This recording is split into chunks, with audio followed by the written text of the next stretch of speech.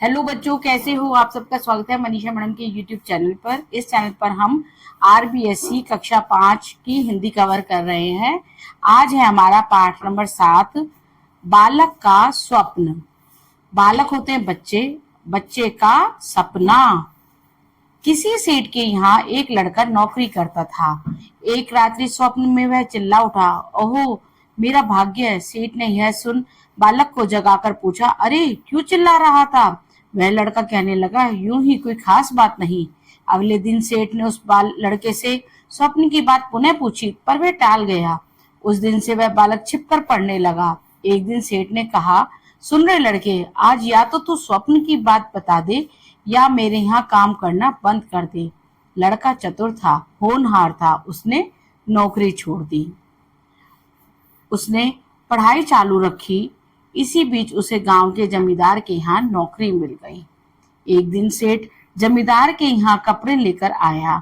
उसने लड़के को वहां काम करते देखा। सेठ ने जमींदार के लड़के के स्वप्न और निकाले जाने की बात बता दी। इस पर जमींदार ने उसे बुलाकर कहा, लड़के, या तो तू अब मुझे अपने स्वप्न की बात बता दे, अन्यथा आज ही मैं तुझे अपने यहाँ से हटा दूंगा। परंतु वह लड़का धुन का पक्का और दृढ़ निश्चयी था।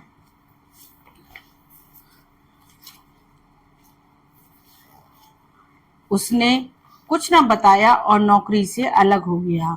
उसने अपना अध्ययन चालू रखा।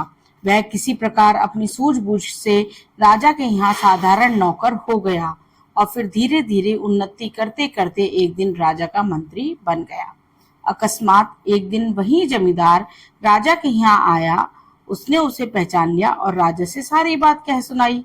राजा ने मंत्री को बुलाकर पूछा, मंत्री जी, आपने बहुत दिन पहले सेठ के यहाँ क्या स्वप्न देखा था? आप या तो वह स्वप्न हमें बताइए या फिर दंड के लिए तैयार हो जाइए। मंत्री ने स्वप्न बताने से इनकार कर दिया। राजा ने नाराज होकर मंत्री को कैद खाने में डाल दिया। कुछ दिन बाद पड़ोसी राजा ने इस राजा पर चढ़ाई करने की सोची। उसने सीमा पर अपनी सेना भी जमा कर ली। उसने इस राजा और मंत्रियों की चतुराई जानने के लिए 2 घोड़ियां भेजी और पूछवाया कि इनमें माँ कौन सी है और बेटी कौन सी है। सभी ने अपनी अपनी बुद्धि लगाई, पर समस्या का कोई हल ना निकल सका। राजा का नौकर बंदी मंत्री को नित्य भोजन देने जाता था। उसने सारी बात मंत्री को बताई। राजा की परेशानी सुनकर मंत्री कहने लगा, यह कौन कठिन बात है? दोनों को नदी में नहलाने ले जाओ। जो पहले आगे नदी में घुसे वही माँ है और जो पीछे चले वह बेटी है। इसके बाद उसी प्रकार के दो तीन प्रश्न राजा ने भेजे। मंत्री ने सबको हल कर दिया। पड़ोसी राजा ने यह सोचकर इसे हराना ठीक है, अपनी सेनाएं हटा ली। उसने संदेश भिजवाया कि जिस व्यक्ति ने मेरे प्रश्नों को हल किया है उससे हम अपनी कन्या का विवाह करना चाहते हैं। इस समाचार से राज्य भर में सनसनी फैल गई। उस बंदी मंत्री की चारों ओर प्रशंसा होने लगी। राजा ने उसे तुरंत मुक्त कर दिया। इसके बाद पड़ोसी राजा ने अपनी कन्या का विवाह उससे कर दिया।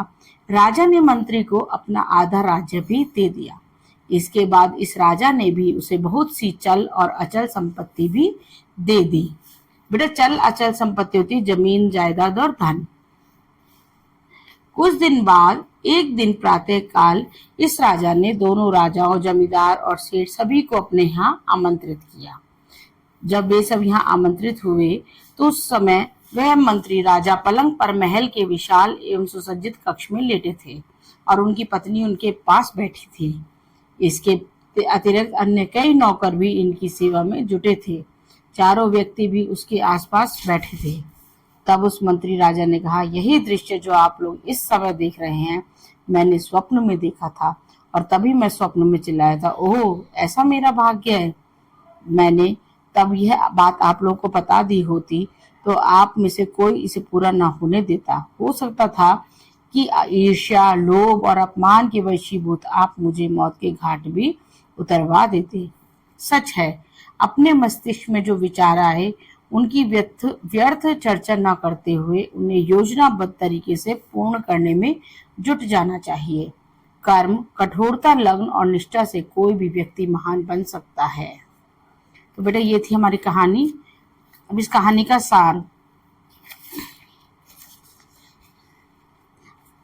प्रस्तुत पाठ में बताया गया है कि अगर हम कुछ करने के लिए स्वप्न देखें और उन्हें पूरा करने के लिए दृढ़ निश्चय और आत्मविश्वास के साथ कड़ी मेहनत करें तो एक दिन हमारे सपने जरूर पूरे हो सकते हैं।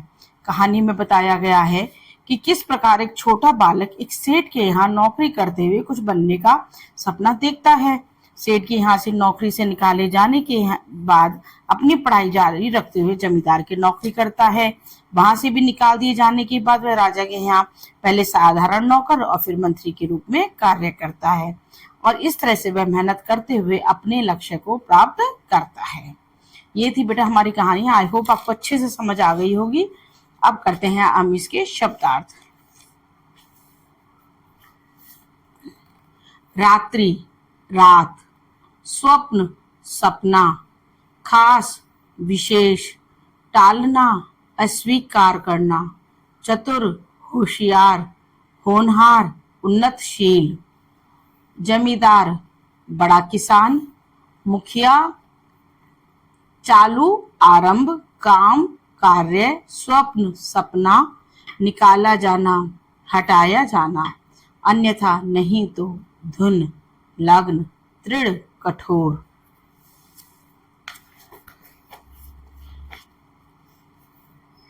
अलग होना, हटना, अध्ययन, पढ़ाई, चालू, जारी, सूझबूझ, चतुराई, उन्नति, प्रगति, अकस्मात, अचानक, सारी, पूरी, दंड, सजा,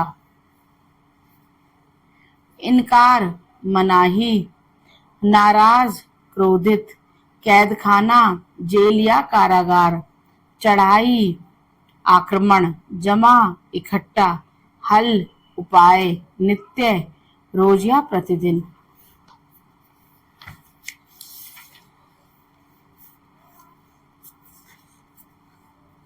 हल, जवाब या उत्तर, हराना, पराजित करना, संदेश, सूचना, कन्या, पुत्री, विवाह, शादी, सनसनी, कौतूहलता, प्रशंसा, तारीफ, मुक्त करना, छोड़ना, चल अचल संपत्ति, जमीन, जायदाद व धन आदि। आमंत्रित, बुलाया, निमंत्रित, उपस्थित, हाजिर, विशाल, बड़े, सुसज्जित, सजा हुआ, कक्ष, कमरा, वशीभूत, वश में हुआ, ईर्ष्या, जलन, योजनाबद्ध, योजना के अनुसार, निष्ठा, आस्था, तरीका, ढंग, कर्म, कार्य। अब बेटा यहाँ पर उच्चारण के लिए कुछ शब्द दे रखे हैं, इन्हें संग संग बोले। उम्र, रात्रि, स्वप्न, चिल्ला, भाग्य, अन्यथा, अकस्मात, दंड, बुद्धि, प्रशंसा, सज्जित, अतिरिक्त, आमंत्रित, विशाल, पत्नी। आई होप आपको अच्छे से समझ आ गए होंगे बोलने के लिए। अब आगे सोचे और बताएं।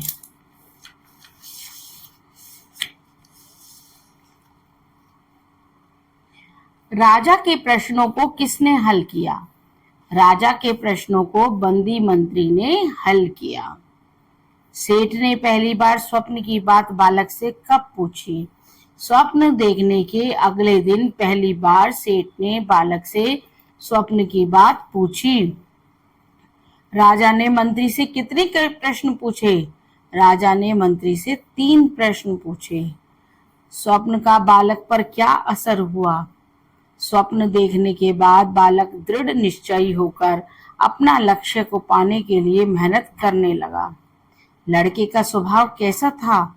लड़का चतुर और पक्की लगन व निष्ठा रखने वाला था।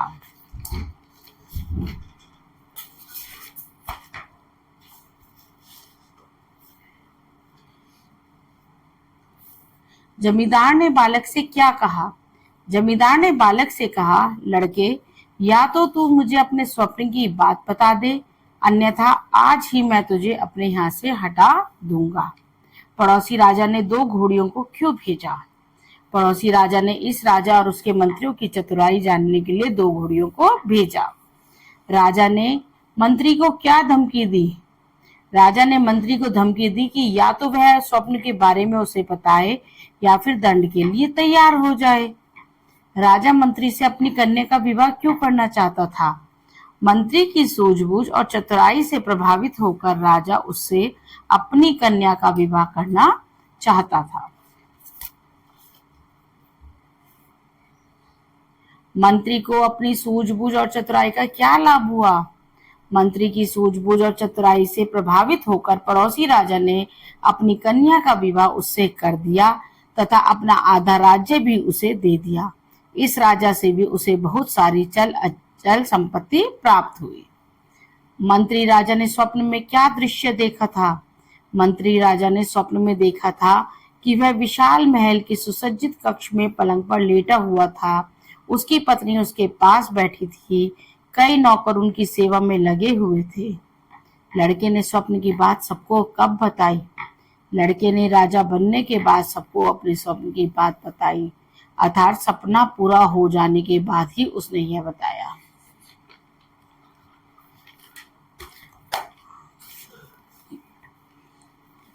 बेटा इसमें से सही उत्तर का क्रमाक्षर छांटकर कोष्टक में लिखें।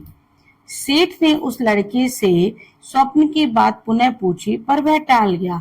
उस दिन के बाद से ही पहला ऑप्शन है बालक छिप गया, दूसरा बालक भाग गया, तीसरा बालक छिपकर पढ़ने लगा, चौथा बालक नौकरी छोड़कर चला गया।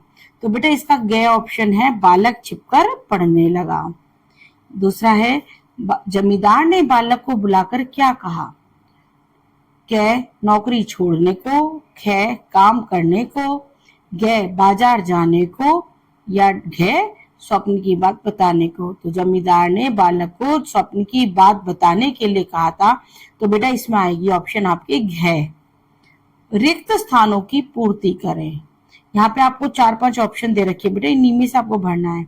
डैश एक दिन वही जमींदार राजा के यहाँ आया। अकस्मात एक दिन वही जमींदार राजा के यहाँ आया। उसने अपना डैश चालू रखा। उसने अपना अध्ययन चालू रखा। वह किसी प्रकार अपनी डैश से राजा के यहाँ डैश हो गया।